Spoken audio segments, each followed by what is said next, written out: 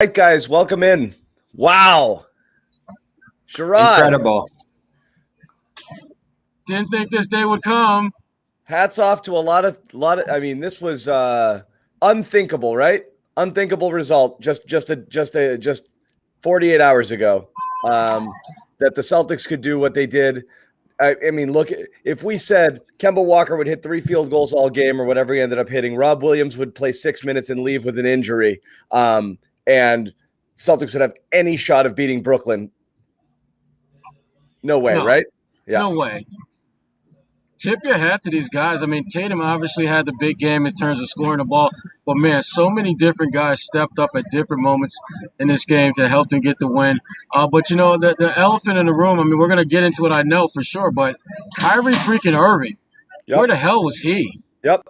I mean, he was this really in a lot of ways reminded me of the Milwaukee series, the very last time we saw him in a Celtics uniform, where he was just an absolute MIA pretty much the entire series. Obviously, I expect him to play better in Game 4, but damn, he was just a non-factor. I wonder how much you guys think the crowd had something to do with him just never getting any kind of rhythm. I don't know. I want to ask you real quick. I mean, you're there. You had the kind of the feel, the vibe of what's going on. There was booze early. I felt like it kind of settled. And then it just became a basketball game after the second quarter. The most of that stuff seemed like it was heavy in the first, and then just kind of was what it was. But he shrunk from the moment. I mean, he missed a few makeable shots too, and sometimes it's 2 or 3 more of those drop, and he has an okay game. So I didn't think he was abysmal, but this was clearly a game where, based on what happened before it, he could have come out and really put a dagger, in the Garden crowd, and it looked like it was going to happen. It wasn't necessarily him, but the Nets racing out to the 19-4 lead, and then he disappeared. Yeah, and his role when they jumped out to that lead, he wasn't the guy that was even distributing the ball. It was like he was making the hockey assist for the most part. He didn't seem all that engaged. Engaged. He seemed very detached early on. You didn't notice him for periods of time. Yeah. I was surprised at how detached he seemed when they were rolling early on. And when things got tough, and things got tighter, I thought in the second half, I thought he'd be much more impactful, but it was really more the same. He made a few more shots, but for the most part, he just never really put his imprint on this game, which I thought was really surprising. Bobby, what'd you see out of Kyrie? It was another example to me of what makes this Nets team a massive concern going forward, no matter what you think the series is going to end up becoming. They don't have great cohesion between that big three right now. Kyrie looking tentative, passing up shots, other shots, not getting great touch on them. He just looked out of sync with the 2 other stars who were obviously rolling in this game. James Harden, an incredible in isolation. Kevin Durant able to do wherever he wanted across the floor.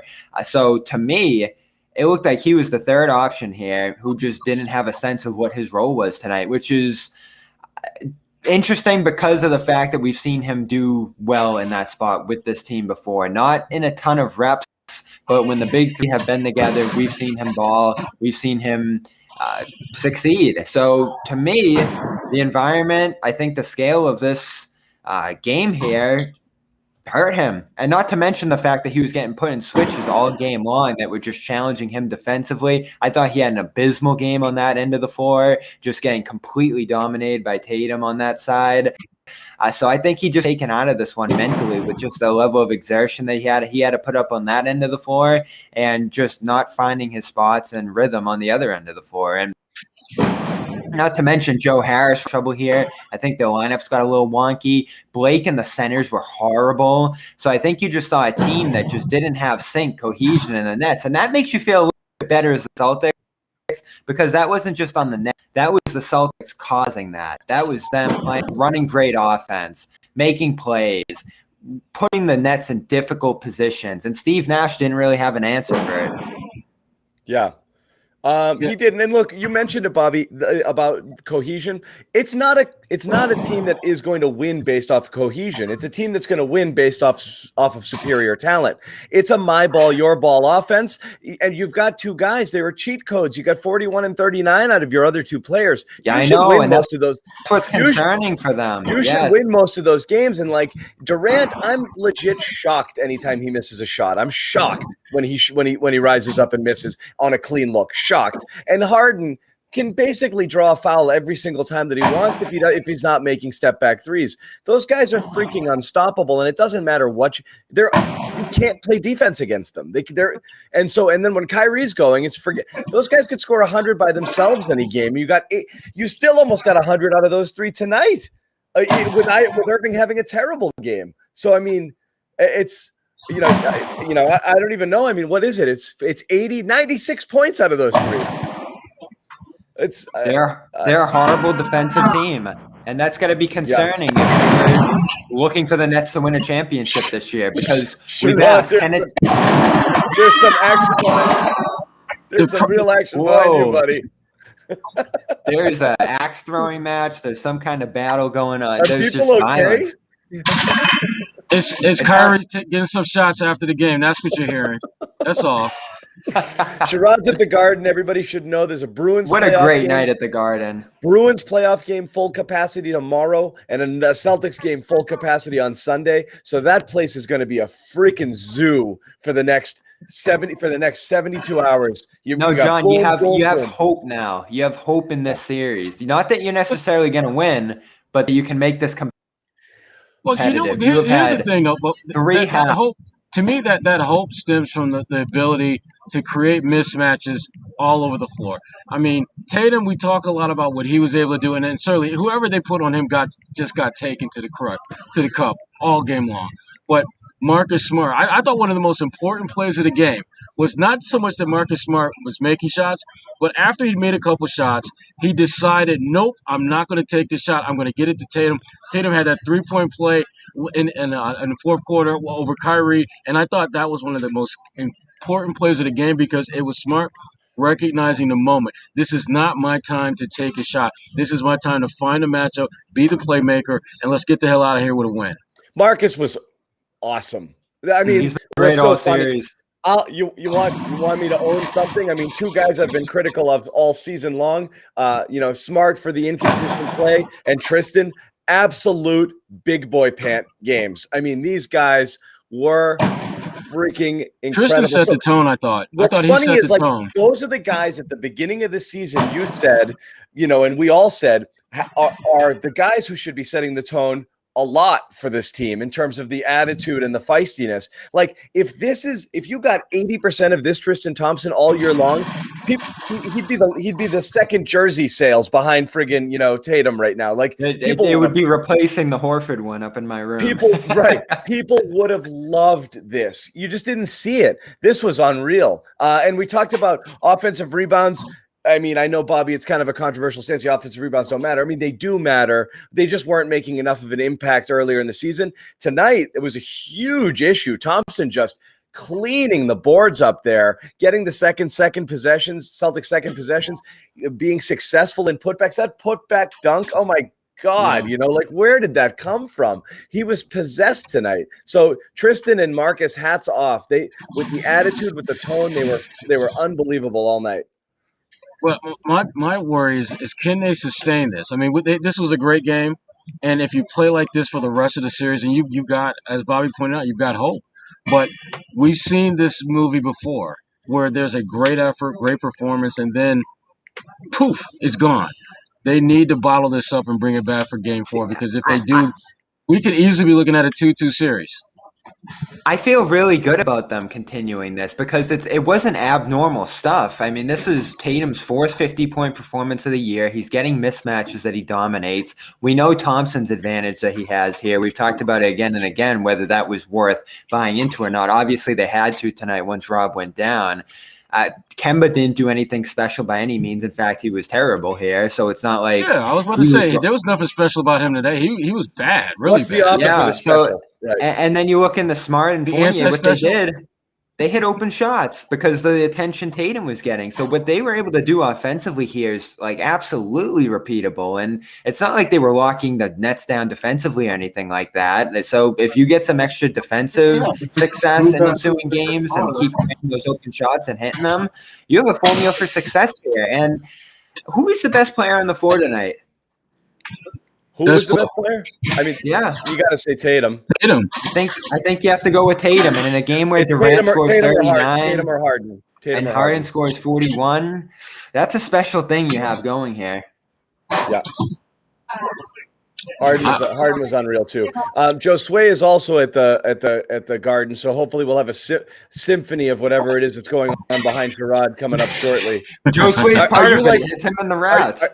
Are you right next to the cafeteria or something? Are they cleaning plates up? I actually thought I was in the quiet zone. I came like all the way up to the 9th floor, and it's actually pretty quiet where I'm at. What you're hearing is the sound of folks just whacking away down on the court, dismantling the Garden floor. I could have sworn I saw Kyrie taking some shots though. Really? I could be wrong. Yeah. So I don't want to get into the Kemba bad, but Kemba was bad. Fine, we'll get into the Kemba bad. It's too late. You're already there. Let's go. I mean, look, I know people are going to want to, there was a lot of action on Twitter. A lot of people really upset about it. You can't survive, right? Like you can't survive with him being this bad. Again, I don't know how much of it was the need that they did. Yeah, it's amazing that they did. Yeah, he had open shots throughout that second half that would have put this game away at numerous points. The fourth quarter in particular, long one above the break. I think he had another one in the corner, another one in the lane, I believe. And the missed layup was just so brutal when the Nets got within 6. Yes, and that was where I thought the door was really going to open for the Nets. But see, here's the thing, though. You gotta keep this in mind. Every single starter for the Celtics, not named Kemba Walker, shot 50% or better from the field. How many games are you going to have where all 4 of those guys are going to shoot that well from the field? And all of them took at least 11 shots. So it's not like they just took a couple of shots and then called it a day. So it was the perfect storm for them to survive a bad Kemba shooting night because everyone else literally had it going. But are you going to be able to do that for another game or 2 or 3? Probably not. He's going to have to play better for them to win. Especially considering, like, if you're going to do one thing, if you're Brooklyn, you're going to go look at some tape or not look at tape and just say, we got to double Tatum every single time. And that means guys like Kemba and Fournier and Smart are going to have to hit shots. And so, I mean, that's without John, Jaylen you've asked us all year. Why don't teams do that? Why don't teams do it? Especially with Jaylen out, it's mind-boggling. I would blitz him on every pick and roll and make him get the ball out of his hands every time. Just fire guys at him on every pick and roll situation, every switch, and just boom, 2 guys and boom, make him get rid of the ball immediately. I don't care who gets it or what the consequence is. Let him have a 15 assist game if that happens. You just don't want to let him get a switch and then go to work. I mean, I don't understand that philosophy. Tonight it looked like they were switching and then they'd bring the guy back on a little bit of a delayed double in the second half. So they were trying to mix it up a little bit. But to me, I would just send guys at him all game long. I don't understand why anybody does that. Well, especially when you have a situation where he's on the side of the floor where there's like a Romeo Langford or there's, someone exactly. Because he found Romeo in the corner one time and it's like, okay, that shot's crooked right before halftime. I thought Brooklyn, certainly when they go back, they're going to look and just see pretty obvious things they could do different defensively. And then we'll see if the Celtics are going to be able to counter that. Because, again, if you're blitzing Tatum, that means guys are going to have wide open shots. Well, then you make sure who's on the floor during that. If you see the Nets doing that, then you put Nesmith out there, you put Fournier out there, you have Kemba out there, and you make sure that they're shooters. So when he does get rid of that ball, then you make him pay. But you're right. There's times when Romeo's out there or whatever, or Tristan, the options are really limited depending on what side he is. You force him to one side, and whoever you're going to give it to is not going to be a threat to score. And so, I would be shocked if they didn't go with that plan. Yeah. I think the problem that they have is just the connectivity, because if you're going to throw that many doubles out there, you got to be able to get to your spots. And that's where you have to give Marcus Smart credit in this series. I think you saw hints of that in that third quarter, and Smart was able to hit a number of open threes. The one where Kyrie was called for the foul there. You had another one on the left wing. His shooting has just been incredible in the series when you look at it tonight, best of all. But before it, 5 of 8 in game game 2. You have 3 of 8 in game 1. Tonight, coming out a brilliant shooting night, ending 5 of 8 from 3, finishing in the lane. I mean, he's just been stupendous. And then you think of what he's doing on the defensive end too against Kyrie here tonight. Tatum's going to get all the credit for this game, but Smart was right there, his running mate on the offensive end, creating for others. Yeah. He does it all. I mean, you just see like when he's playing within himself and hitting his shots, he just raised the team to a new level. In a 3 stars world right now, it's Marcus, Tristan, and Kemba, and honestly, Tatum. And I wouldn't balk at any one of those guys being named like the number 1 star. You know, like if you want to go hockey style and call it 3 stars. If you told me one of those 3 were your MVP, I'd say fair. That's fair enough, because they were all equally important. It was really a great team effort because they did what they needed. Tatum needed to score. They needed those buckets from him. Marcus Smart needed to have a complete game like that, you know, on both ends of the floor. Tristan Thompson needed to be a beast on the boards there and provide a little bit of activity. They all gave the game exactly what it needed, and they don't win without all 3 of those performances. They were incredible. But you know who was low-key really good, though? I Romeo. Evan Fournier. I thought Evan Fournier was actually, yeah. Especially the way that he's able to get in the Romeo portion of the show. My bad. We're not getting there. Save that for later. I'll wait my turn. Let me get my Fournier off here because I don't get this opportunity very often. The thing that I loved about him wasn't just the shot making, but it was the actual getting in Kevin Durant's face multiple times.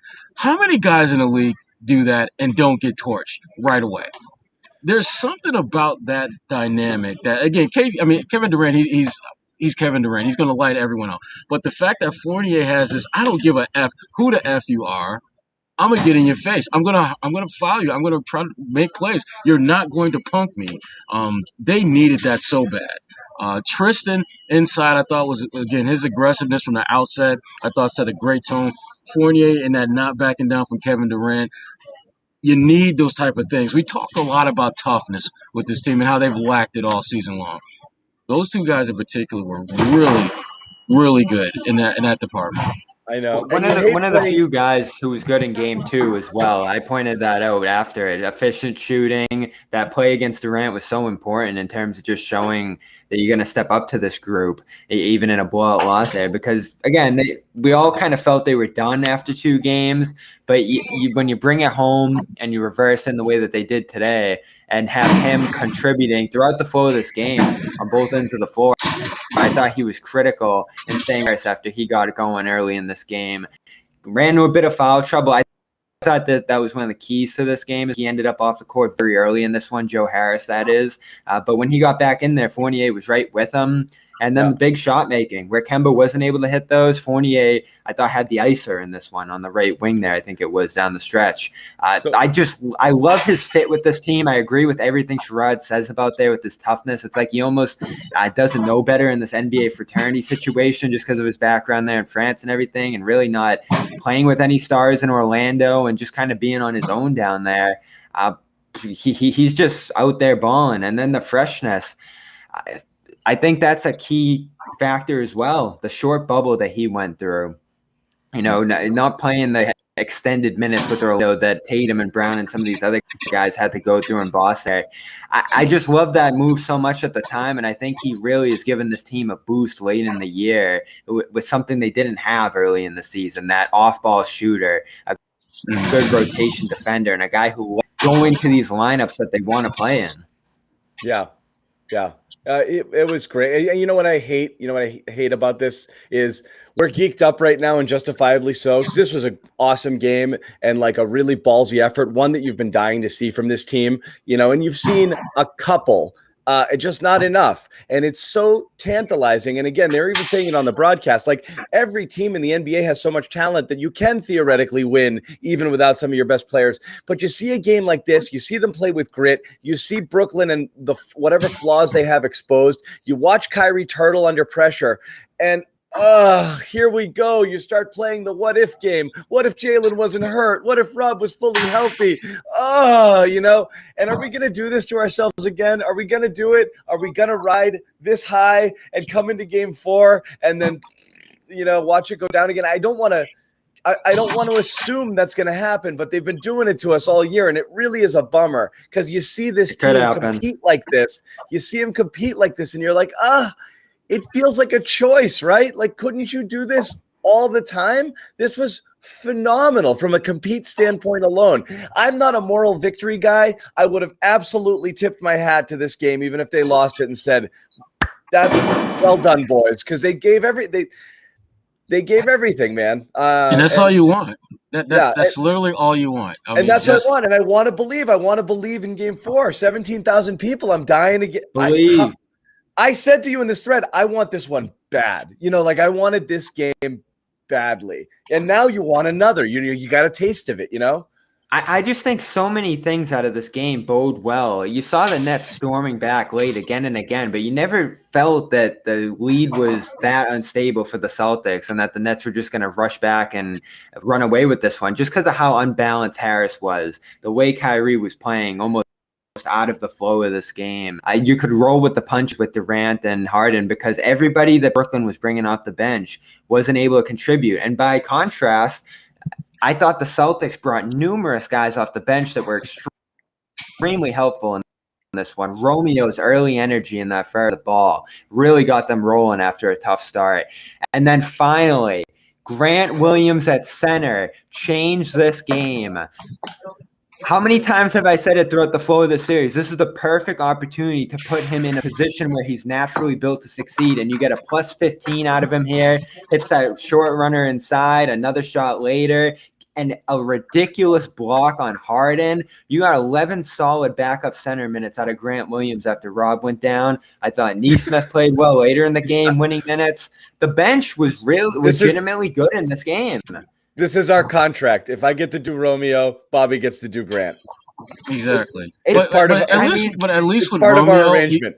At least with Romeo, you're justified by the fact that he played damn near as many minutes as the entire Celtics bench. Well, let's talk about adjustments, okay? Because that was a big deal, right? Like Romeo was early, and I don't know how much of that was Kemba related.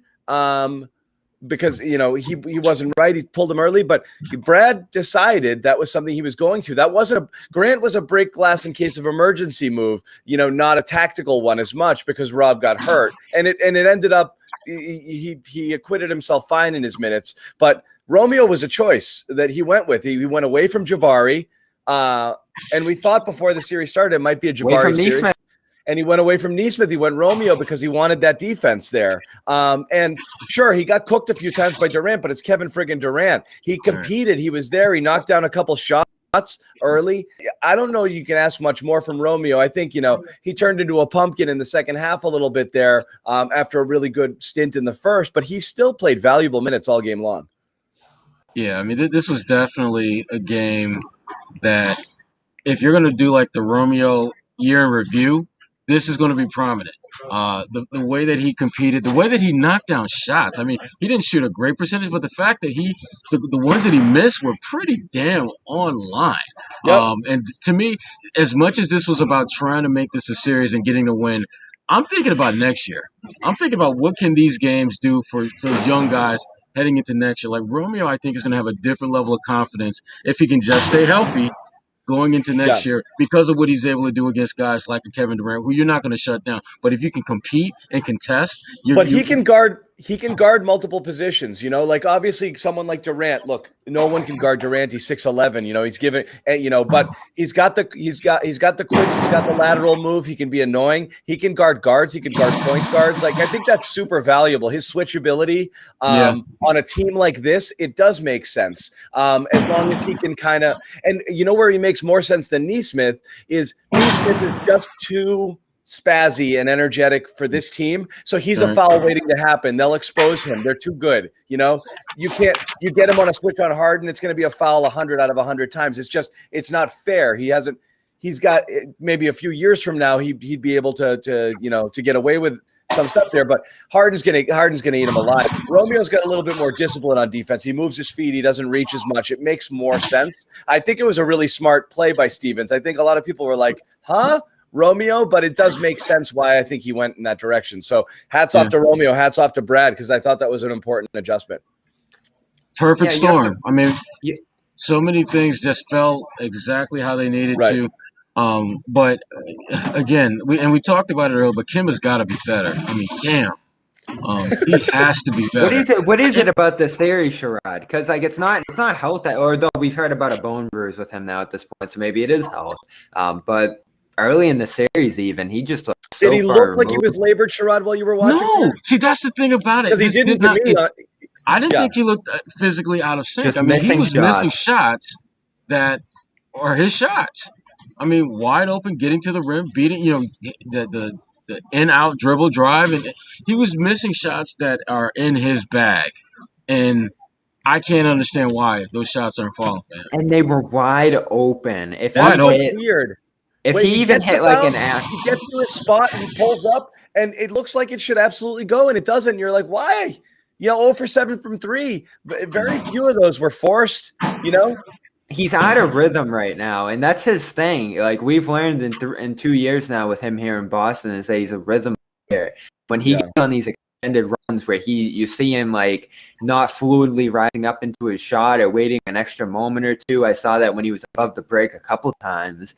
He just gets out of sorts out there, and maybe that comes from compensating and changing the way that he goes through his motions with the knee that he's had to learn to adjust to this year. Remember the thing he said earlier this year about the surprise of not feeling pain with certain motions? It was a weird statement, but it reflected like the movement adjustments he's had to make this year. And for a guy who just clearly like built a rhythm shooting over the first 10 years of his basketball career or so, he's obviously had to change those in a significant way this year. And I think he has a tough the repetition. He played a chunk of the season, admittedly, waiting for an injury to resurface. He was waiting for the pain to return, and kind of nervous about it. So you wonder what parts of his regular rhythms he had to alter, because in the back of his mind he's thinking, I don't want to go through this again, and so I'm gonna do things in a way to protect myself from re-injuring myself or feeling that again. It took him a while to kind of get that confidence. But again, we had that stretch, Bobby. We closed the season with 6 or 7 30-point games. It's he averaged 30 a game to close the year.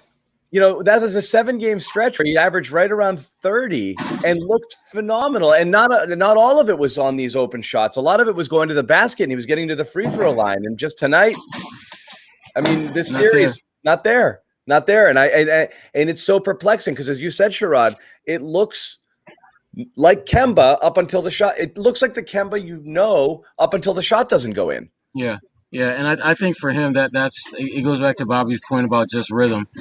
He might be the most needy rhythm player on this team because I think other guys are able to kind of get it going and don't necessarily need to kind of ramp up or the runway to get it going the way Kemba does. But we all know when he does get it going, he's damn near unstoppable. They're going to need that Kemba to show up at some point in the series if this thing is going to go more than – if this is going to be the highlight of the series, Kemba has to be better for this to not be the highlight. We have a tough question here, too. And you asked me earlier in the series, John, why this isn't a good fit for him in this series. Yeah. Because I didn't understand it. It feels like it should be. Work for him. Yeah. The switch to me, both teams are switching like crazy, and just the intensity of that and the way he's getting hit with, again, 5 tonight, it takes him off the court, gets him out of the rhythm even further. That kind of stuff, the defensive deficiencies that he has have been emphasized here because teams are the Nets in particular are targeting him. But I feel like he should be able to get his shots, which he did tonight. I also think he should be able to get to the rim unchallenged when he wants to. And that's what I thought. This was a great series for him. So I'm surprised he didn't carry over the late season success. Yeah, but the the focus in that sense is on Tatum, setting those up for Tatum. You can only set up one guy Sure. in that kind of situation. It's going to be catch and shoot opportunities for everybody else when they close in. And when they are, what the Celtics keep saying is the Nets collapse heavily. And so you're seeing wide open shots for Fournier and Smart, and those are guys who are great in those situations when they get their shot down. Kemba, the biggest problem that when he ends up in that off-ball role, he's not a great ball shooter, catch and shoot guy. Like we've just never seen that from him in Boston at any point in his career. Yeah. They're man, I'm just I keep looking at this damn box score, and there's a lot of data. So here's the question. That Kemba do you play Pritchard over him when he starts ending up in a flow like this? We said that just before, to get those right? catch and shoot. When Kemba's not right, I don't understand why they don't swap directly for Pritchard and get the stuff you're hoping Kemba would do, especially considering he's so good on the catch and shoot. I'm surprised Brad went to 0 on him. Right? Something is not right about that. I mean, it's as if Pritchard has just fallen off the face of the earth. As if there was, something happened where Brad just lost all faith in him, or Brad is just saying, I'm going to put all my faith in Kemba, which if he were healthy and if he were playing like Kemba, those two things, and it would make sense. But he's healthy, we think, but he's damn sure not playing good basketball. It's not even close. He's 6 minutes with a 0 stat line. Yeah, you talk about Pritchard. Yeah. He's barely played in the series. It's puzzling because they need to points with the Nets. What we've learned through 3 games is other than that first half where everybody on the Nets was off and the Celtics got like an extraordinary performance from Rob that's probably not in the cards for the rest of the series, this is just a scoring race. So you got to be as good offensively as you can on the floor. And it's not like Kemba in this series in particular is giving you much on the defensive side of the floor. No, but you got to roll with them. That's the thing is like they are where they are right now. That's the thing you need. I know, but down the stretch game, it felt like if Pritchard was out there and got one of those shots, he would just hit that 1 or 2 to seal the deal. I just don't think that's going to happen. I don't feel that. I don't, because I think it's to the point now where Pritchard's confidence, I think, is shaken to the point where even when he's put in those situations where he's taking shots that he's made all season long, he's not going to get it done.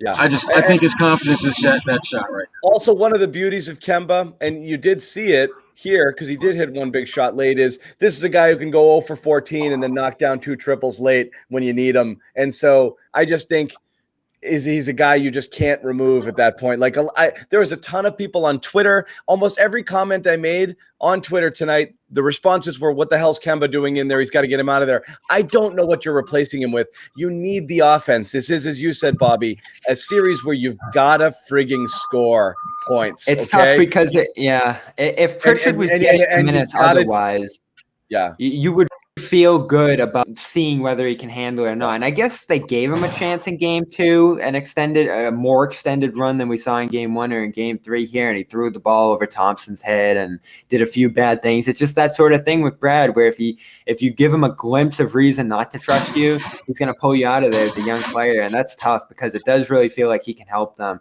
They've refused to play those 3-guard lineups this year. And I get it because you can get targeted in those switches like crazy, but it's difficult that your best. 2 bigs, no problem. 3 guards, forget about it. It's difficult that your best shooter period this year can't be on the floor.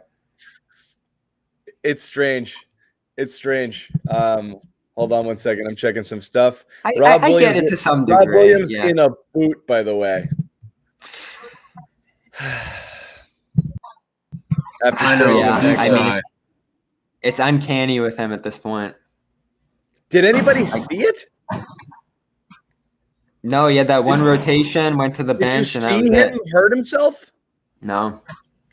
I didn't see it. You, Sherrod? No, I didn't. I never saw a replay. I never saw anything. No. You just feel like, Rob is like the young version of Chris Paul.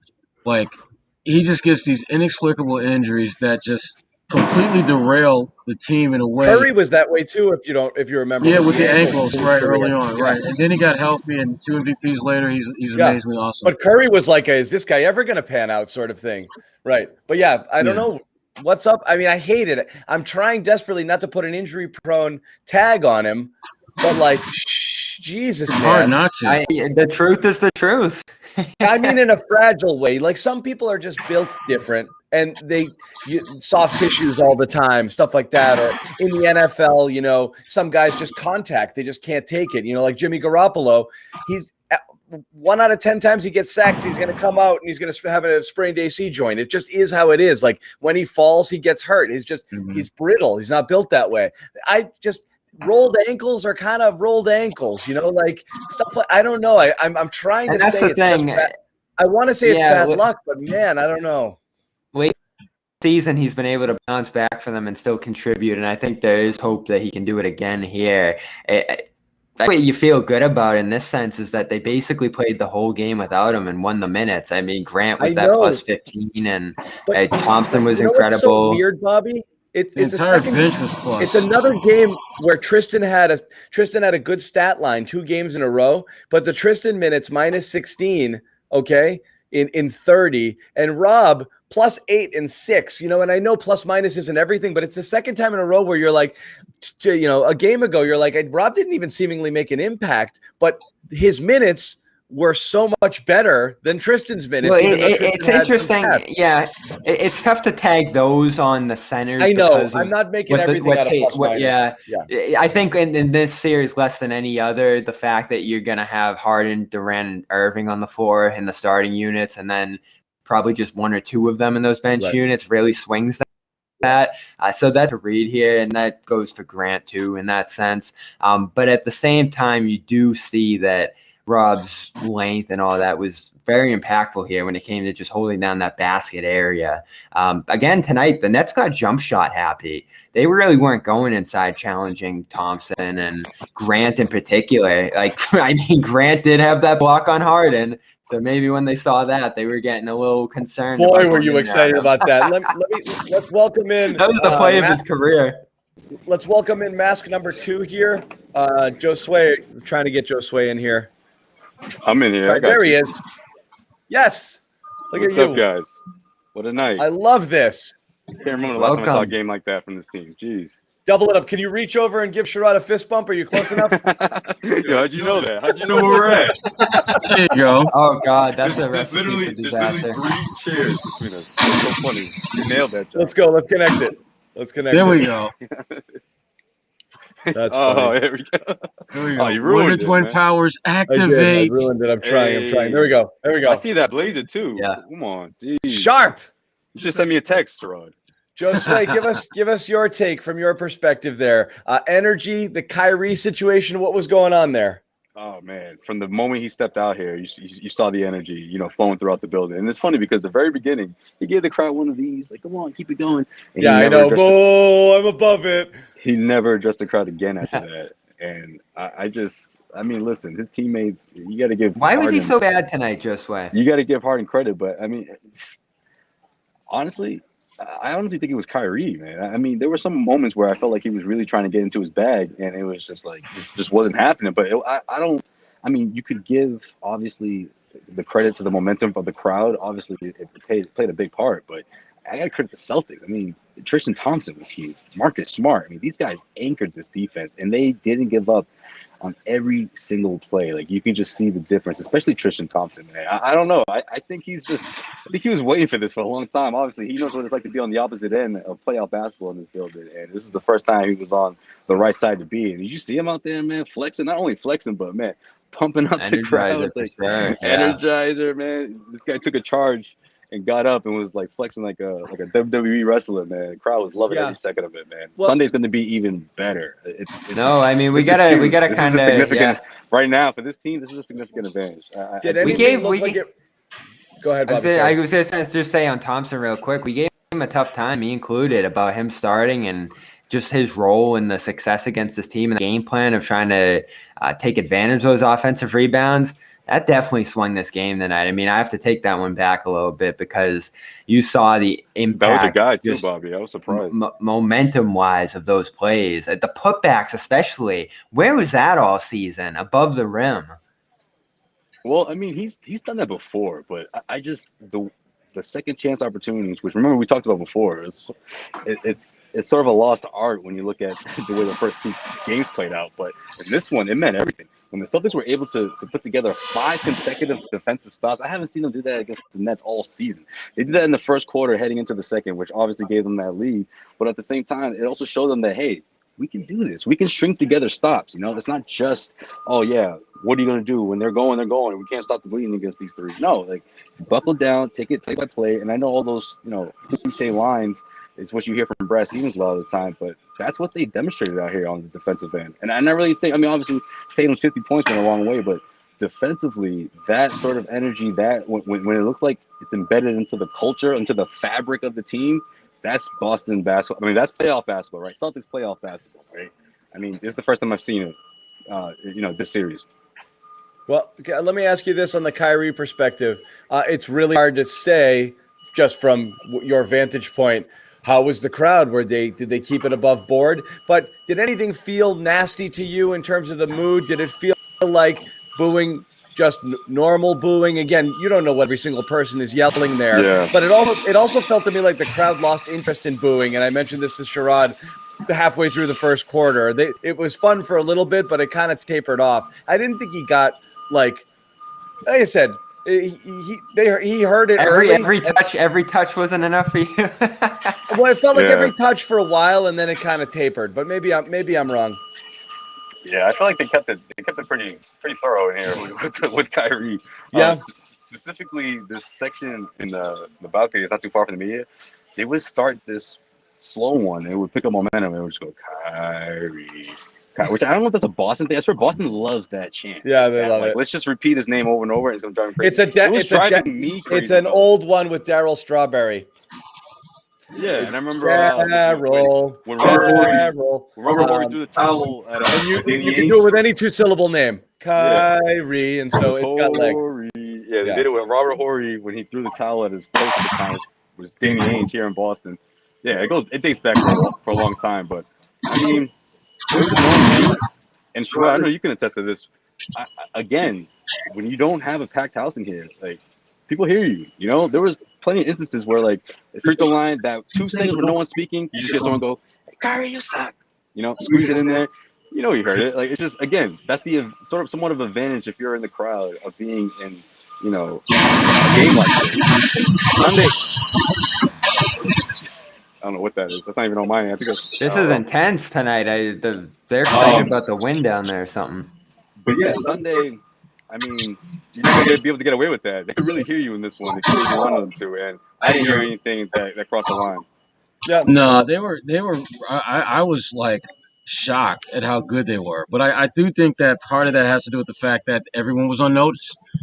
When that stuff typically happens, it kind of comes out of left field. Like, there wasn't this advance, be on the lookout for XYZ 1, 2, 3. But you had what happened in Philly. You had, with the spitting incident in New York. And so there was a heightened sense of, like, guys, don't F this up, fans. Do not F this up. And then Kyrie just kind of amplified, if you're going to F this up, you're going to be put on blast. And so I think Celtics fans were like, look, we're just going to do what we always do. Every time he touches a damn ball, we're going to be loud as hell. That's what they've always done to guys that they don't particularly care for or like. And so it was pretty standard. I was just surprised. Obviously the FU, you guys heard that from home. I was just surprised we didn't hear any other terms, like derogatory terms and stuff like that. Not anything racial, but it is Kyrie. Kyrie's a bitch. Oh, everyone was. Other than the FU Kyrie chance, that was pretty much as out of bounds as they got. No one called. Yeah, no one. Everybody was put on notice, and you had other things to pay attention to tonight too. When Tatum got rolling, that was going to be a point of focus for the fans. And frankly, Kyrie just didn't insert himself into the game enough. Then you really just started. Then you started to just want to win, right? Yes, and it just became a basketball game. It was like, oh my God, they could win this thing, Not to give Kyrie a lot of credit, but down the stretch, you got to do what you got to do at the end of the day. But it almost seemed like you didn't want to hold the ball for too much. You didn't want to distract for too long. I don't know. Some of those chants when they got really strong, he didn't want it. He's passing it off. Yeah. He was out way of the too flow of the passive. game. I mean, Yeah. Kyrie usually has this passive aggressive thing, except he left the aggressive at the door. He was just passive in every sense of the word. Standing around. It reminded me of his last playoff series with the Celtics when they went down to Milwaukee and he strung together maybe the 5 worst games of Kyrie Irving's career. He sucked horrible in those games, and tonight he sucked. There's no getting around that. It was as if he came into the game thinking that I just need to show up and my guys, they're going to take care of this. They got this. They're going to get this one for me. That's not how this works, dude. You coming back to your own building? Oh hell, that you played in? You don't leave it up to your teammates to get it done. You do. You do. Yeah, absolutely. Yeah, I you agree have to do that. something. Yeah. And just to double down on that, I mean, I believe sometimes, or at least in his body language, it was like, I don't think these guys have it in them. You know, wait to the fourth quarter. Even when the Celtics got to the fourth quarter, you know, obviously in the fourth they built that 17-point lead, but it still seemed like he just wasn't buying it. And then once it was too little, too late, or at least when Tatum hit that, what gave him the 50 points, that was the dagger. You know, that was huge. Oh, thank you. Maybe that's when it stuck in. You know? Yeah. Well, what's interesting too is I think because Kyrie didn't factor really into the result of the game, he can probably opt out of media tonight because it'll be Harden and Durant. My guess, we're not going to hear from him. So he's not going to respond to his performance, and he's not going to respond to whatever Jaylen Brown had to say about him prior to the game, which was oh Lord, which was unbelievable, obviously, and you know. A real moment with Jaylen being asked to speak about the issues. Really obviously came up big, and you guys all heard it. I have a snippet of it. We're gonna play it here if we can, just so people can hear it if they haven't already, because it was. And just real quick, John, you know this. Injured guys don't talk. You know, like he really not this had soon after they're hurt. Yeah. They don't. Yeah, he really had something to say here. And hours before the game, that was just a moment today that you rarely see. So I'm gonna try to play it. I might mute Sherrod and Josue here and give it a whirl. It bothers me if, the construct of racism, right, is, used as a crutch or an opportunity to execute a personal gain. I'm not saying that's the case, but I do think racism right now is bigger than basketball. I do think racism is bigger than Game 3 of the playoffs. So I want to urge the media to paint that narrative. Not every Celtics fan. I know that every Celtics fan in our arena is not a racist. We have people of all walks of life, ethnicities, colors that are diehard Celtics fans. So I think by painting every Celtic fan as a racist would be unfair. How Boston, we got a lot of work to do, no question. Incarceration rate is ridiculous. The wealth disparity is embarrassing. The inequality in education, specifically in Boston public schools, needs to be better. There's lack of resources there, lack of opportunity. The tokenism here in Boston needs to be addressed as well. But if we're going to talk about it, and that's what the media is going to bring up, I think a sporting arena, things might exist, but in the real world, things exist to far different extremities. So I'll open everybody's mic again. He went on for a while, and we didn't play all of that there, but he I got also some Kyrie too if you need it, John. What's that? I got a little audio from Kyrie. He spoke with Durant. Oh, okay. So yeah, send it to me. But when was that? Sorry. Like moments ago, Tonight. Just now. Tonight. Okay. So I've got somebody's going to send that to me. Okay. But I'm curious what he said. We can talk about that in a minute. As far as JB, he talked about that, talked about the issue of racism being something beyond Boston, something, nationwide, address the problems within Boston that need to be worked on as well. Also kind of called Kyrie out a little bit and saying, look, man, we all want change. I don't know necessarily if if that's what you were striving for. I don't know if that's what you were striving for when you said what you said. And so he kind of put him on notice. Well, it was consistent. It was consistent with what tends to happen when Kyrie opens his mouth. It's not always the message; it's the messenger delivering it that tends to get complicated and convoluted, and frankly, get watered down to the point where what he's saying isn't given the type of attention or validity that it should. And Kyrie, for bless his heart, he just can't seem to understand that's the issue. It's not that people are against your message; they're against you delivering that message because often you conflate things in a way that they don't make sense. And when people try to unravel that, you don't want them to unravel that. You want to be this kind of cloak and dagger, mysterious bullshit that people get tired of, and people get frustrated with, and it's sad because there's a lot. Kyrie is not nearly as big an a-hole as he comes off as being. But because he has enough a-hole in him that comes out far too often, it takes away from the message that he's trying to deliver. And I give Jaylen Brown a lot of respect because Jaylen was really one of the first guys in that locker room to just say, I'm not putting up with your bullshit. I'm going to call bullshit right now. Yeah. And that, it put him in a position where you could tell that him and Kyrie were not going to be together for the long haul. Yeah, something was going to happen. When Kyrie had his whole, not so thinly veiled criticism of the other guys. I need a 14-year veteran in here. Remember we said and Jaylen was like, that's not helping anybody, man. Right. It was very clear. Well, actually, what I remember back is there's a lot of Celtics media at the time who were like, it's not certain he was talking about Kyrie. Yes, it was. Obviously, he was. And he didn't care. He's like, I know he's going to listen to this, and I don't care. You do not talk about us like that. It doesn't help.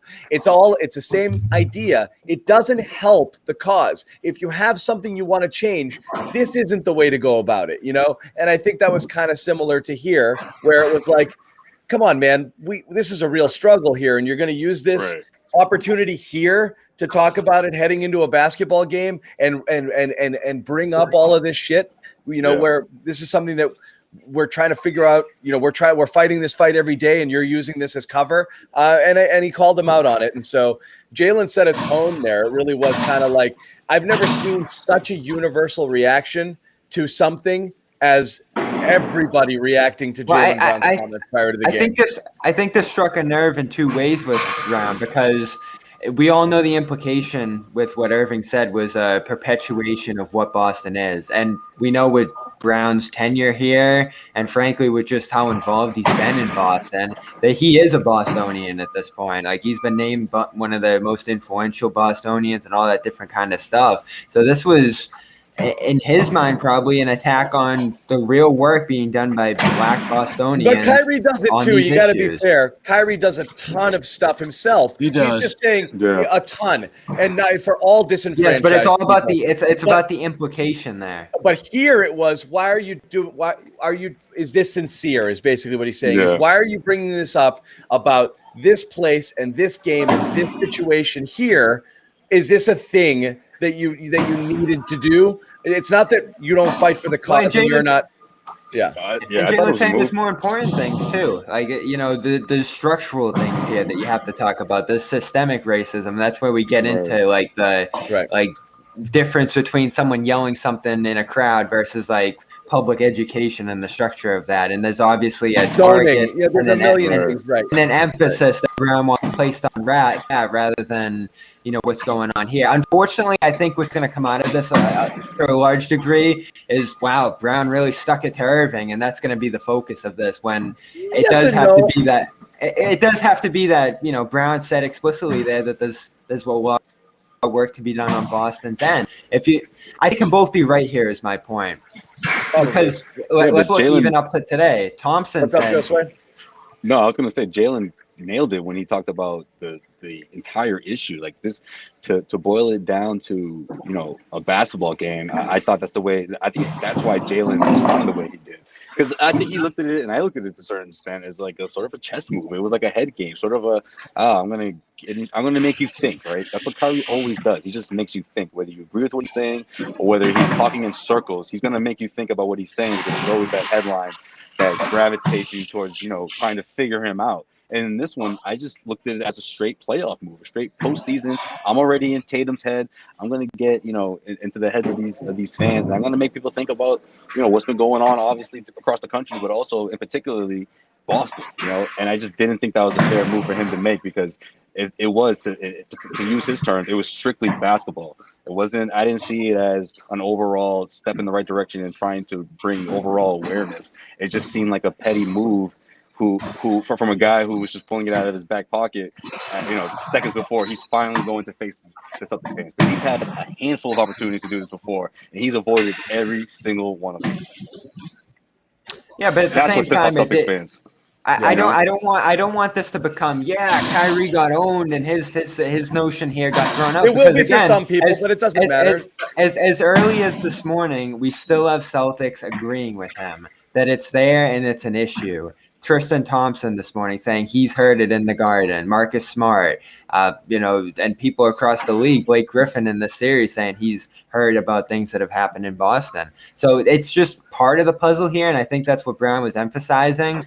But at the same time, you've seen acknowledgement here. And what still frustrates me to some degree is that the Celtics didn't even put out a statement on it, acknowledging the issue and just saying that we don't condone this stuff if it's happened and if it continues to happen.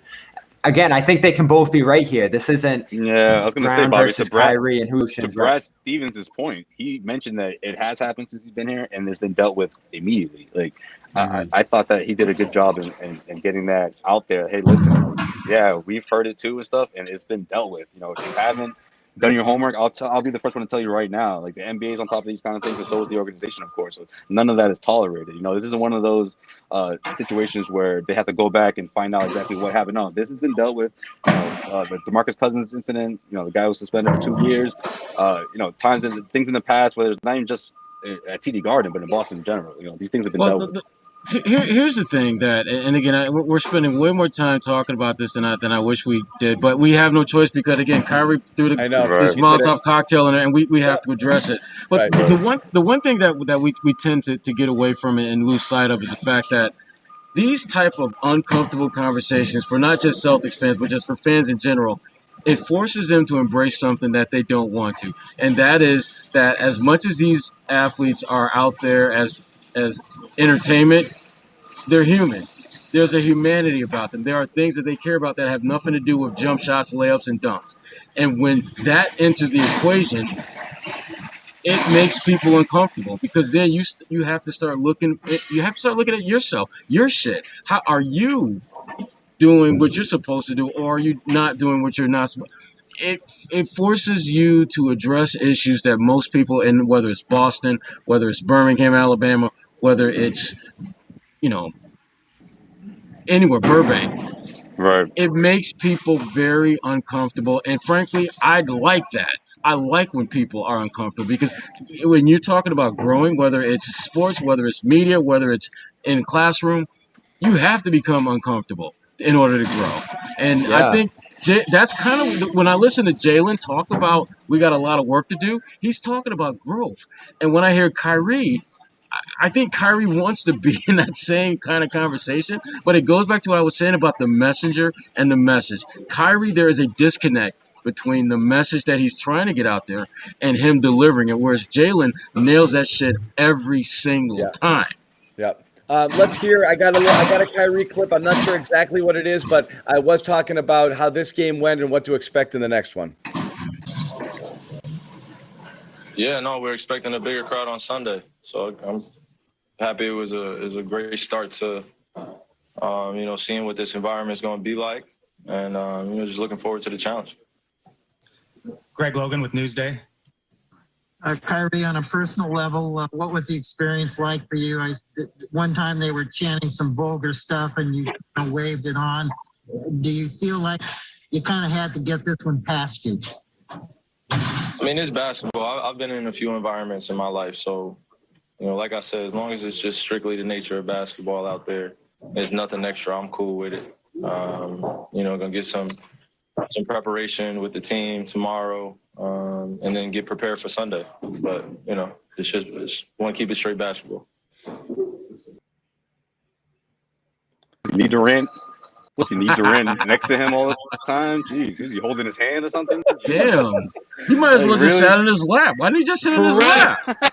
For real. And just, I mean, damn. Yeah, you haven't seen that much in those Zoom Game pressers. 4 Sunday, Kyrie. Don't worry. Game 4 Sunday. But here's the thing. You know, and I know, and everyone knows damn well that Game 4 is going to be so much worse for him. There are going to be more Oh people. my! They're going to be God. now the Celtics got a W under their belt. Oh shit! They are feeling themselves. They are feeling themselves. They're not facing elimination. Kyrie, I just I'm Game 4 is going to be awesome. It's going to be awesome. It's going to be the best game of this. I don't care how this turns out. Game 4 is going to be the best game of the series because that to me is what is the put up shut up game. The Celtics are they going to be able to make the most of this moment that they had in Game 3 and build off of that? Is Kyrie going to show up and be like the Mr. Kyrie Irving superstar ball handler? I can do anything and everything on the court, or is he going to shrink in the moment like he did in Game 3? Has there been? It's such a unique situation and environment. Where in history has this happened? Where all of a sudden you triple the amount of fans at a game like that? It's never happened. Never in history. Where you have this and then you have that, and you're talking about the momentum of riding high from 2-0 to 2-1 and going like this, and all of a sudden you're going to walk into that building. We talked about how much did not having fans impact them, and boo-hoo, nobody had fans. But oh my goodness, could you be better positioned than the Celtics for are numerous heading into reasons? Game 4? For a million reasons. Again, health is going to matter. And Rob is done. I don't know if you're going to get another game like this from Tristan, but you have to assume you're going to get a better game from Kemba. So you're hoping some stuff balances out. But, I mean, you're right. I can't wait for this game in this environment. So let me ask you this, Josue, because I said this to start the show. It looks like they belong out there, and that's with everything just John mentioned. They look like they can go toe-to-toe with this team through 2 out of the 3 games now, which is extremely encouraging. Remember that 180 I talked about after Game 2? Just saying. All right. Bobby went so hard from Brooklyn. This thing is done. Guys, but they do this to us, Josue. They do this embarrassing. Before you jumped on, I said that, and everyone got mad at me in the chat. Everyone got mad at me in the chat for being negative, and I was like, but they've done this to us all year. You have a game and you're like, we're going to win, and then the next one is like, womp, womp, and so but I forget it. I'm a sucker. I'm going to fall. They played their best. Fool me once, fool me 36 times. I'm coming back. I'm going to keep doing it, They played their best game after Kemba's worst performance probably by far, losing Rob, which was really the advantage they leaned on in the first game, and effectively just putting this all on Tatum here and thriving through it by just breaking down that Brooklyn defense. And I think they've really lived out here in Brooklyn's mind defensively. And beyond that, Jeff Green is missing from this series now for the rest of the series. And that's huge. I don't think that's been mentioned. And crucial. Look who's guarding Tatum on the switches every time now? It's Kyrie. It's Bruce Brown. It's these small guys. Eric Claxton who can't move on the perimeter. Celtics won the bench minutes because the Nets were just putting crap out there because that's where they are right now. I mean, and I never imagined that. Never, especially considering the Celtics are short. Well, you look at this Brooklyn team. I mean, they played 4 guys off the bench, and 3 of the 4 guys are like 6'4" and under. And inevitably, all those guys are going to match up with Tatum, which means that Tatum's got a 4, 5, 6 inch advantage over damn near everyone they put out. Yeah. And the only guy that can look him eye to eye is Claxton. And I mean, look, I'm surprised Claxton isn't walking out of here in a walking boot the way his ankles got broken down over and over and over again. Yeah. I mean, They don't have anyone on that second unit that can match up with Tatum at all. Yeah. And then when you got Kyrie Irving having to switch out on him, come on now. Yeah. Their center real quick, situation's a disaster. Celtics eyes lit up when he saw Claxton on the switch. Real quick, I haven't told people this. We do this all the time, but it's just a reminder. We're going to be going there shortly. Download the Locker Room app. If you haven't already, iOS and Android, and join us after the show. We're going to chat with you guys for a little bit and get your thoughts. It's a win. So positivity, no Fire Brad stuff tonight, okay? Oh, we don't even have to mention Brad here.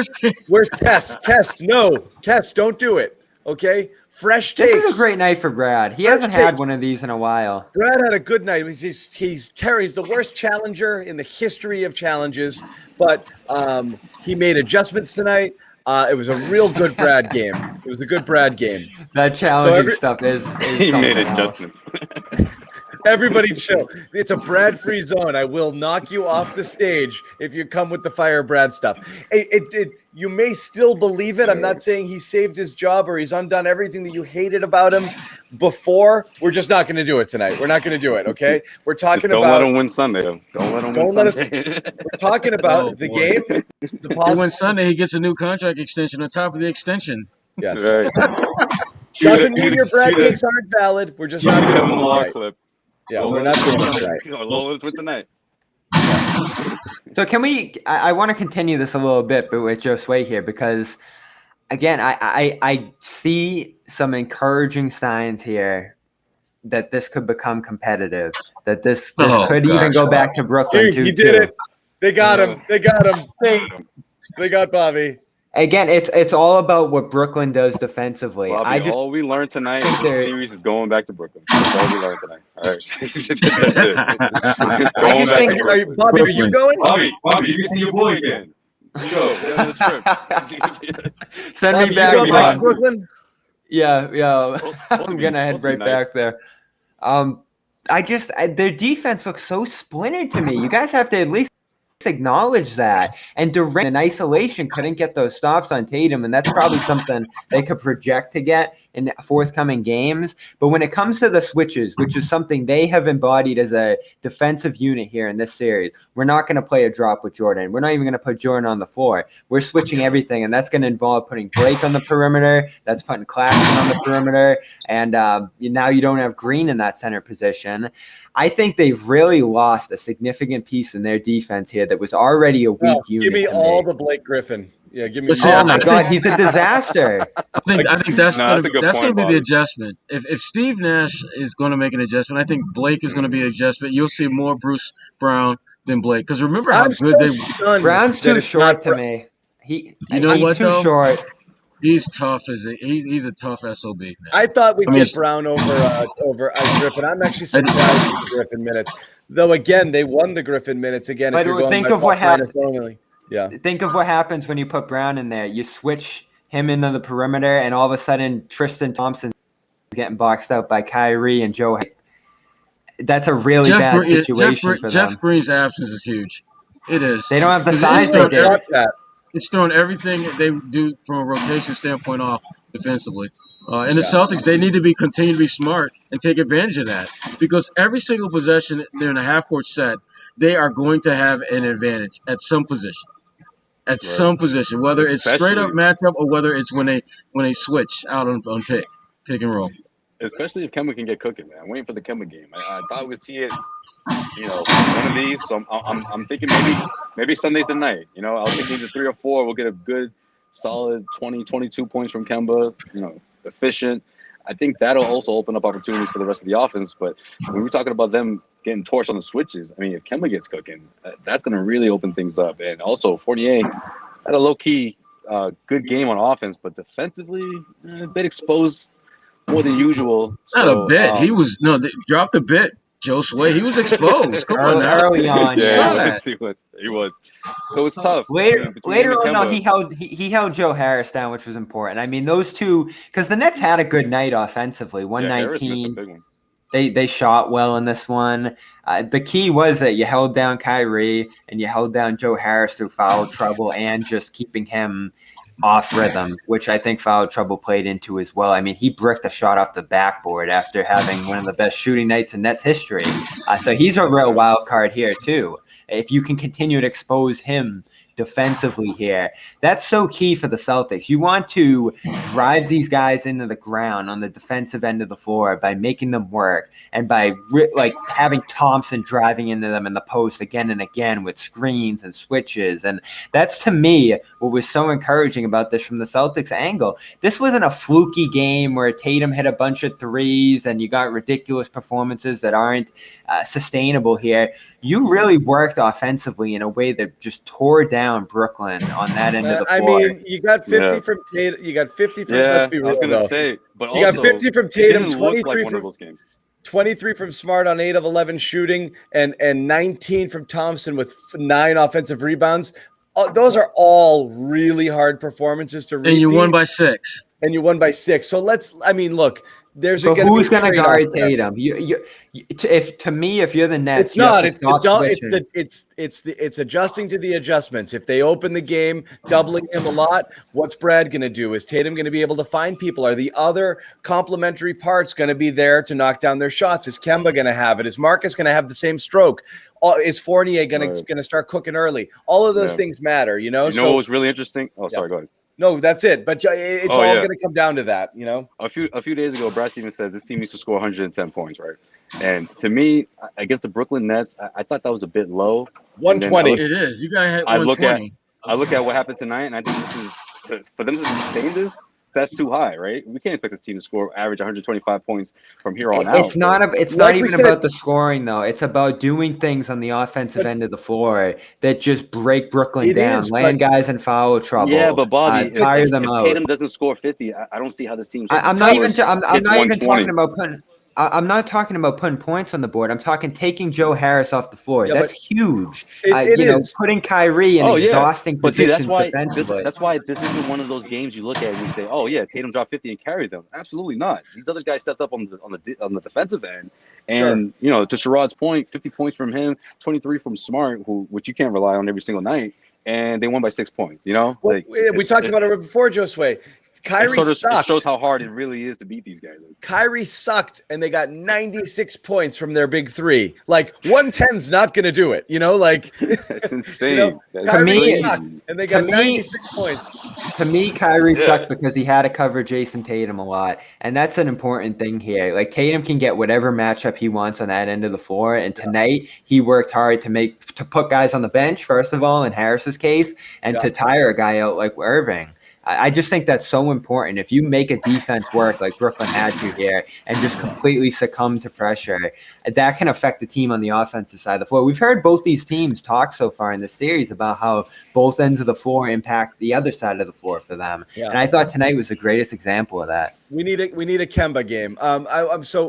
You need something else to come up if something else going to come down to earth. And I feel like you need a Kemba game in Game 4. I think you need a huge Kemba performance. We're going to head over. Sherrod and I are going to pop over in the locker room app, so we're going to chat with you guys. Bobby and Josue, hang for a few and then come over. We went a little long tonight. It's late. You guys are at the Garden. Obviously, we don't want to keep anybody forever, but head on over to Locker Room now. The link is open. If you guys can throw that in the chat here, if you haven't already.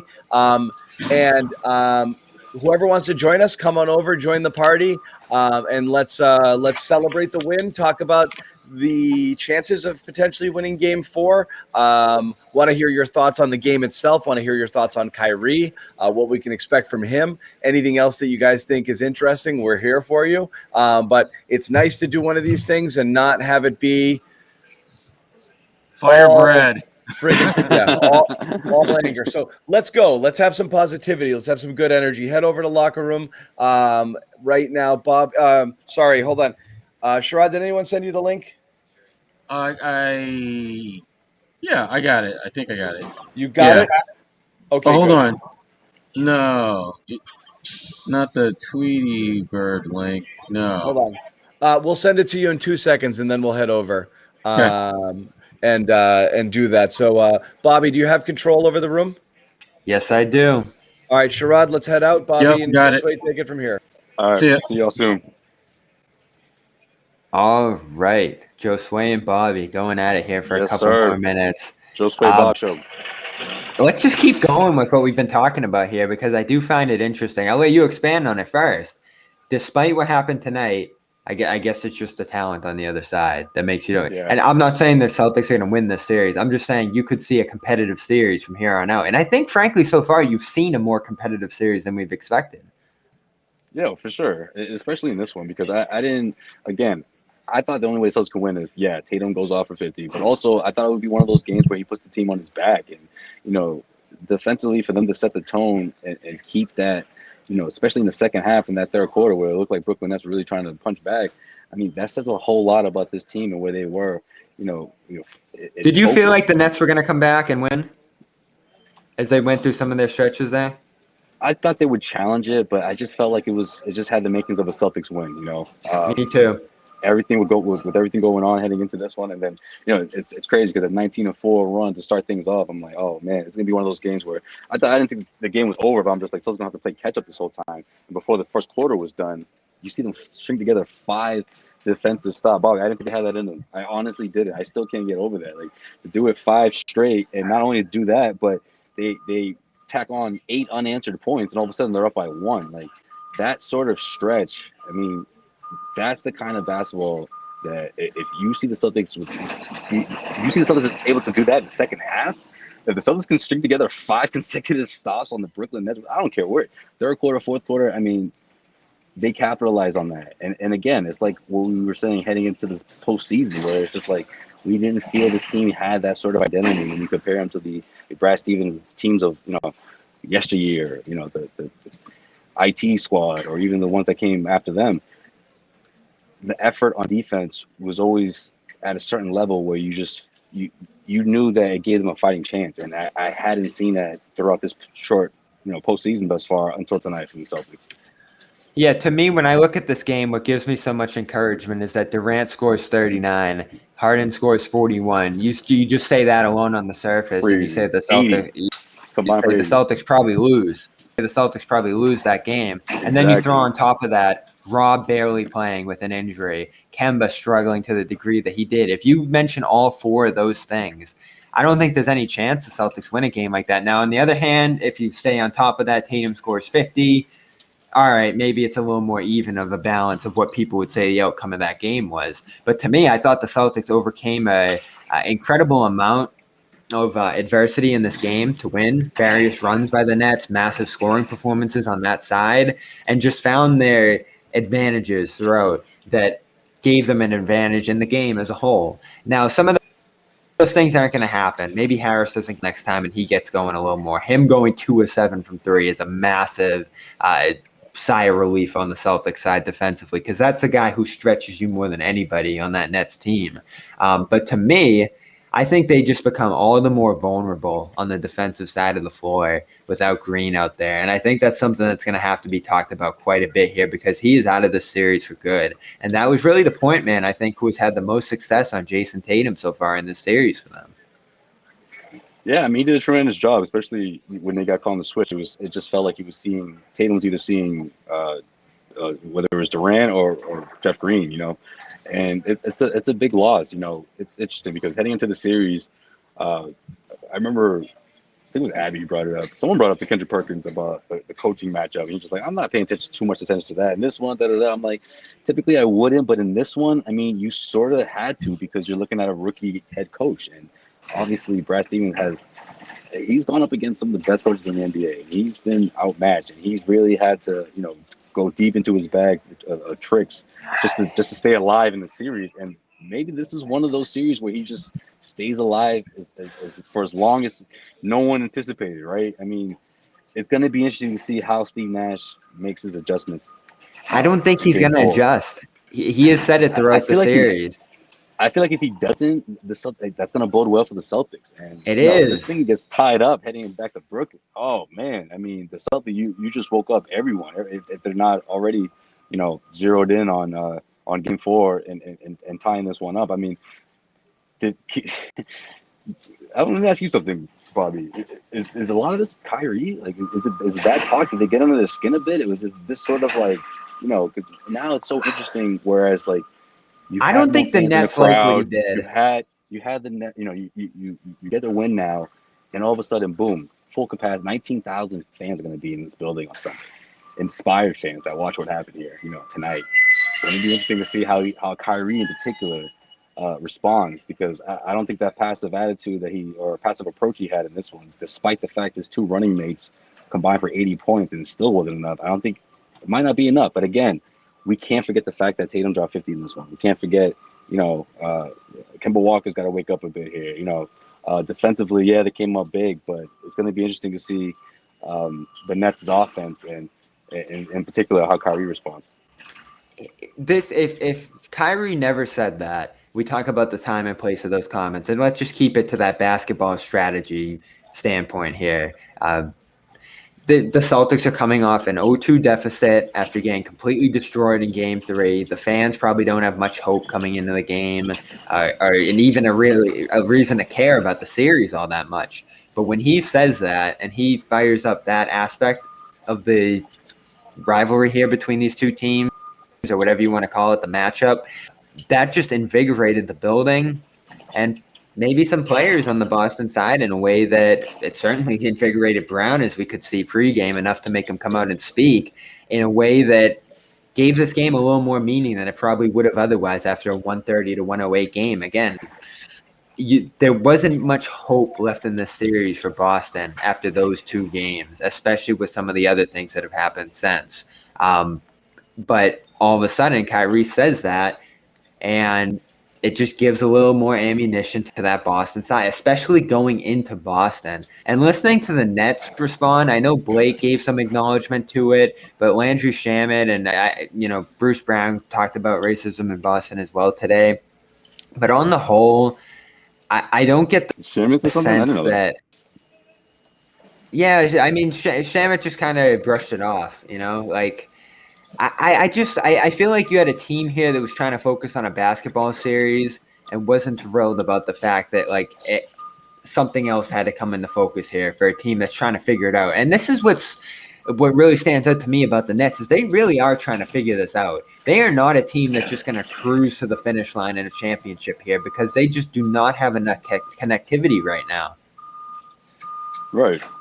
And I think that, you look at a veteran like Tristan Thompson, I wouldn't be shocked if he went into that locker room being like, hey, listen, this is not because he played with Kyrie or knows him personally, but he just knows being around veterans and that, these sort of, mind tricks and try to live in, buy real estate inside the Celtics' head. I honestly think that was a big chunk of this, Yeah, Kyrie's been, off the court, putting himself into the conversation about things that are way more important than basketball. But again, like I said from the top, man, I just thought it was a chess move. It was a basketball move. I don't think it was a social justice move. And I think the Celtics responded to that. And look, whether the crowd, is the one that at the end gave them that extra push to finish this thing off or not, I think this sort of moment has to galvanize this team. I mean, not only what Jaylen Brown had to say, but he was on the sideline. He was on his feet a lot, jumping and cheering. And, it's always fun to see that from this team in particular, but sometimes it just seemed like we weren't seeing that enough throughout the course of the regular season, Yeah, you've mentioned this at various times. There's no handshake. There's no handshake between Tatum and No. There's no handshake. There's no, none of the. They threw him right off the court after that game too. Yeah. And again tonight, right? None of that tonight. None of that tonight. Still, that's good to see. You've talked about the energy that the team feeds off the crowd. That had to be evident tonight because you saw them moving a little bit more. There was a slow start, and then you saw the pace pick up and the amount with which Tatum went to the rim and pushed the issue going inside. That, to me, is what stands out most when we look at his season now in 4 games and just the amount of nights that he's willed his team victory. Let's be real. We were questioning his ability to lead the team through the series after game 2, all of us. And he came out tonight and said resoundingly, yes, he was the best player on the floor tonight. And his ability to go to the rim, use his size to his advantage, to not only get shots over defenders, but to just plow through them and get to that free throw line almost whenever he wants. That was the biggest concern we had for him coming into the season. And now it feels like he's almost mastered that aspect of the game. And that's so huge to me, even as we continue to nitpick other parts of his game. Yeah, I think it's what happens with superstars in this league. You know, I don't think it's a coincidence that, you know, in the postseason he was getting a lot of those calls, or even the play-in tournament after a handful of He's impressive forcing them to blow the performances. whistle at this point. I mean, even if he's not, these referees, you know, across the league or just in general, like you hearing what he's doing, you know, whether it's scoring 50 or scoring 60, and here he goes again scoring 50. You know, I just think that bodes well for Tatum because it's like a respect factor. You know, a lot of these superstars, they have to sort of earn that, and Tatum hasn't been doing himself any favors with this complaining thing. He's sort of he's created this reputation with the referees, and I think now he's getting a lot more respect because he's, you know, forcing the issue on offense, and sometimes he may give a little glare at the referee, but at the same time he looks a lot more focused on attacking the rim as opposed to pulling back or doing one of the step backs. You know, I thought it was interesting the Celtics, they didn't have to score 21 3-pointers in this one to get it done. You know, or the fact that I felt like they forced more turnovers than they did. You know, what was it, 8 or 9? Brooklyn finished with 9 turnovers in this one. Like, it'll be interesting to see not only if they can carry this thing over, but maybe the defense can really, you know, step it up a bit. I mean, you look at the second unit. To your point, you know, without Jeff Green, if Joe Harris, you know, has a similar Stunned night. with how little their second unit is doing.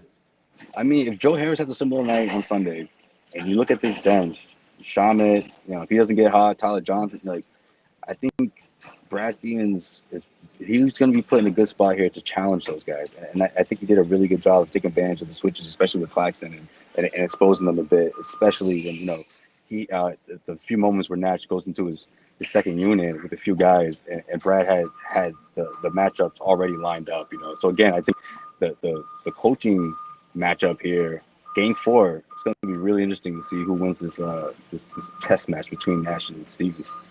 It really is. And it's not so much a chess match as I think the Nets look at this series as we know what we want to do and we're going to keep doing it. And Right. the Celtics It's are going ours to to keep trying lose. That's different what they're things. thinking. Yeah. Right. We didn't kick around that Grant thing either. Big impact on this game. His productive minute, his ability to stand out there and play positive minutes at that center position, I thought was so huge. Langford, those things gave the Celtics the advantage in this game ultimately. The starter minutes were a lot closer. And if you look at minutes, they lost those minutes here. So the bench being able to build significant advantages here was so crucial in this one. I do think the Celtics win Game 4. Oh, man. If I had to, like, bet on it, probably not. But I think we get a competitive game, you know. Again, you know, when the Celtics are playing at a particular level on defense, it's just I don't see them getting blown out, even if it's against the Nets, you know. And I was thinking that there would be one blowout. We were past that in Game 2, and I don't know if we'll see another one. I think they're going to really fight to the end here, to the finish. But if they could tie it up, oh man, that would certainly, you know, have another game in Boston or extend this thing, some added pressure on Brooklyn. I would be very impressed. You know, if they lose the series 4-2, I'd still be very impressed if they were to win back-to-back games. Yeah, I mean, I'm going to keep an eye on how Kemba's feeling, whether Rob's playing. Those type of things are going to be important. I think they can, and I almost want to pick it. I was just going to say real quick, you know, before we get out of here, you know, Romeo, what do you have, 6 points? But how many shots did they take him to get there? Like, what, 6, 7? I mean, I don't mean that to call, as in a way to call him out, but what I mean by that is that a lot of these shots are open. You know, Brooklyn has He's got to be able to finish. Yep. Yeah, you know, it's really up to him to finish. You know, I thought Kevin Durant, there was a couple instances where he literally just looked at him. He wouldn't even dare put a hand in his face. He's like, no, you're Romeo Langford, you know? Or Romeo that's a good point. Who was my guy before the series? I wanted to be Peyton Pritchard. Stevens tried him out for a few minutes in that first quarter. He was shell-shocked. He's not going to get involved. He froze. Yeah. He froze and he got benched, you know? Does he turn to him again? Does he answer the call this time? Maybe. I mean, again, those shots are there for those guys. They're going to be doesn't wide feel open. like You're it. Going to get, but you have a handful of shots and you have about, what, 10 to 15 minutes, maybe less, before Stevens will pull the plug on you. It's not easy for those guys, right, especially in these playoffs. No. And I do think they've done admirably with that. But you bring up a great point there. If there's any adjustment, that's going to be it. The Nets trying to make those guys hurt them more by just doubling, tripling Tatum and making him dish it off to those guys and seeing if Grant and Nesmith and Pritchard and Romeo in particular are going to be able to beat them here. And, you know, they did it with Kemba off the ball here too.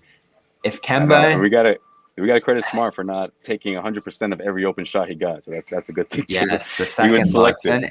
and Fournier for selective. hitting late. I thought his shot was the key to this game tonight. So you start to preview that there are some guys on the Celtics who, when the Nets start doubling, can make them pay.